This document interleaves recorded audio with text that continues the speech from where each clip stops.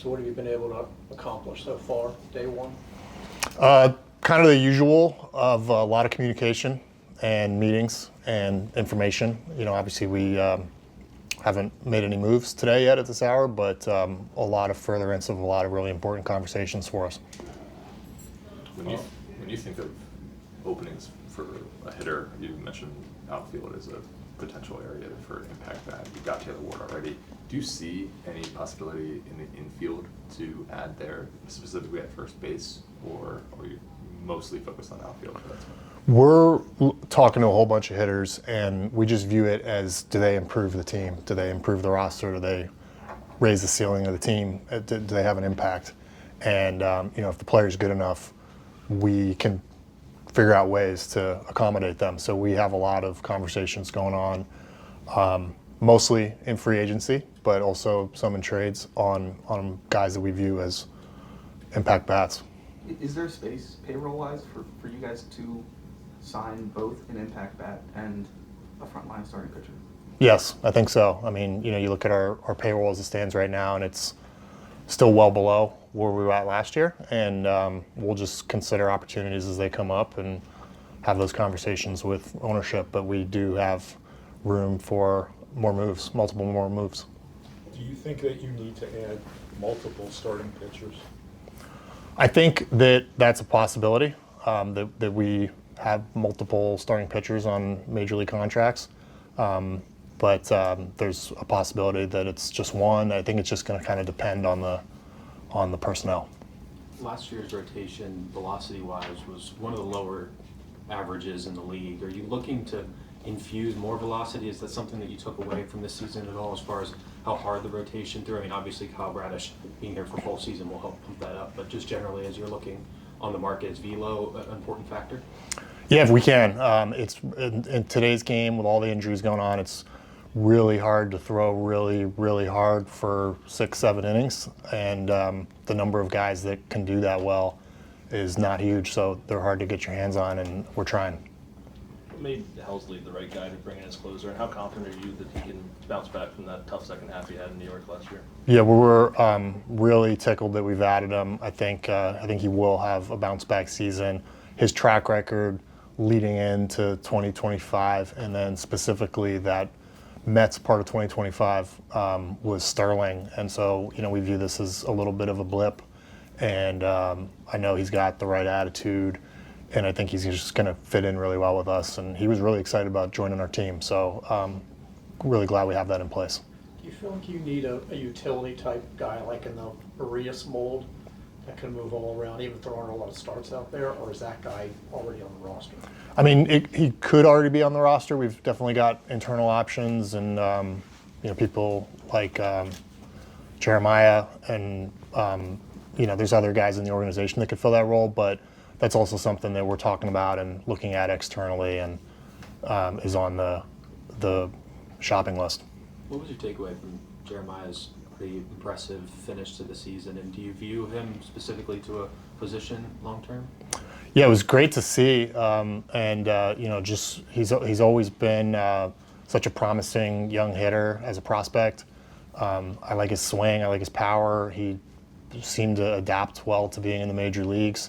The defensive versatility is good. The exact best home is still kind of TBD, but I thought he picked up the outfield pretty well, and so we're going to keep developing him as like a multi-positional guy. So you've added Helsley, you've brought back Andrew Kittredge. How close are you to being satisfied with the arms that you have in the bullpen? I think it's in a better spot than it was before the offseason began with those additions.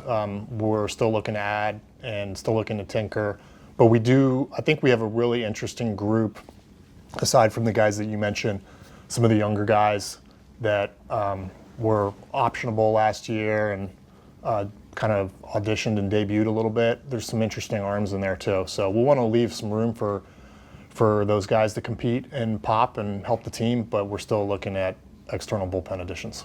To that note, what kind of impact do you anticipate the guys you added to the roster in the last couple of months in Nunez and Foster might be able to make in the near term? Yeah, they both threw great for us after the trade deadline, and yeah, we're going to have them in camp, and they'll have a chance to make the team. I haven't seen them in person yet, but watched what they did on video in Norfolk, and we're excited about them. Is it going to be hard to carry a third catcher with the way the roster could be constructed? Maybe, it's something that we, haven't exactly finalized our plan there yet. We're looking at what's available over the winter, and we're going to have to figure out the plan before spring training. But, we're going to need catching depth, obviously. I think we, of all teams, demonstrated that last year. And I don't know exactly what that picture is going to look like. We've got some guys on the 40-man roster now, and some other players in the organization, but I'm sure there'll be some external catching additions. And whether we carry a third catcher all year continuously or not, I don't know the answer to that right now. What impact will it potentially have to have the number of former catchers on the coaching staff? Obviously, Brandheim's a former catcher, as well, but it seems like you guys have three of them off the top of my head on the coaching staff. Will that be a benefit to a young catcher like Messiah as he learns the position more, and Adley as he bounces back?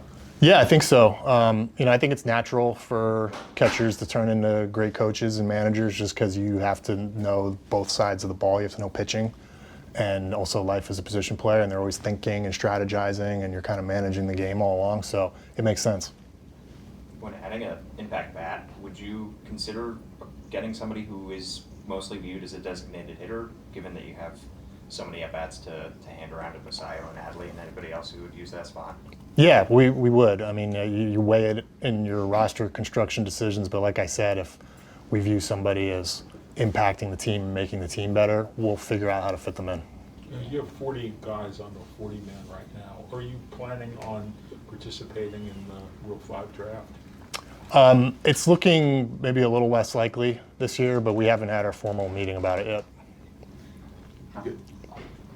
You guys have spoken about not having financial constraints. How much does it factor into when you discuss with probably free agent starters mostly, but the years that are required oftentimes to land a guy of that caliber? Is this team willing to dole out a long-term contract to a starting pitcher on the free agent market? Yeah, I mean, trust me, we've offered them a lot, and we're absolutely willing to do that. I was going to ask something along those lines. You've now kind of been in this top of the starting pitching market for a couple off seasons. How, if at all, have the prices surprised you this winter? Like, what have you kind of seen from the market? Is it about what you expected? Yeah, I wouldn't say it's been surprising. I mean, we've been experiencing, I guess, growth in those prices for the last few years, and like I was saying, healthy, durable, hard-throwing, effective starting pitching is harder and harder to come by, so it makes sense. On the hitting front, you've, in the last couple off seasons, targeted roles that the team needed in terms of this time last year, adding Tyler O'Neill and Gary Sanchez for his target roles. Is the process or the experience any different, changing that to any hitter who can impact the team in terms of your pursuits or how you're going about that? Yeah, I think that we had a couple more vacancies this year going into on the position player front. Obviously, Taylor Ward was a big addition to plug one of those. But our lineup underperformed their talent level last year, and so just kind of injecting more hitting talent into the batting lineup is kind of item number one, and the positional aspect of it is something that, like I was saying, we can adjust to after IDing the hitter that we want to bring in. Is that like an easy thought to give yourself now to say we'll figure this out later, or are you the type of person who likes to have that more like neatly envisioned as you're planning out the season? Yeah, I mean, it's a little bit of a blend of both in this job. Like, so there's stuff that you have to forecast whether you're going to be able to do something down the line, and it requires a little understanding of the landscape. The Blue Jays are obviously kind of going for it this offseason after a good year, and the Yankees are always sort of all in, and the Red Sox are up and coming. Does that increase pressure? I don't want to use the word pressure, but does that increase the urgency at all that you approach this offseason, considering the other teams in your division seem to be really going for it? Yeah, I don't know if there's much more I can say about the American League East.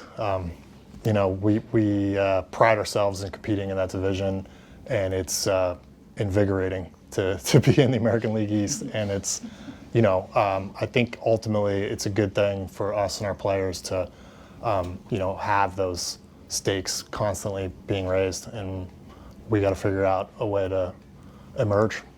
The Blue Jays run obviously kind of really changed their perception around baseball, among fans, among executives, players. Do you feel like that's happened here with you over the last few years with the team coming out of the rebuild? Do you feel like free agents have looked and maybe considered you guys in a way that they weren't before? Maybe your offers are different now as well, but do you feel like that perception is changing as well, what Orioles baseball means to the rest of the league? Yeah, I think there's a lot of optimism. I mean, we coming off of a rough overall win-loss record last year, but everybody sees the talent that we have.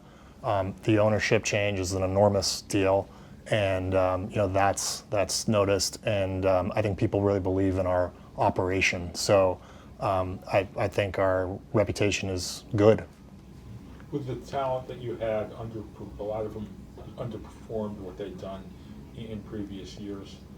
Do you think that Alvarez and his coaching staff, or what do you see in them that will bring out the talent to return to the level that maybe you saw in 23 and early 24?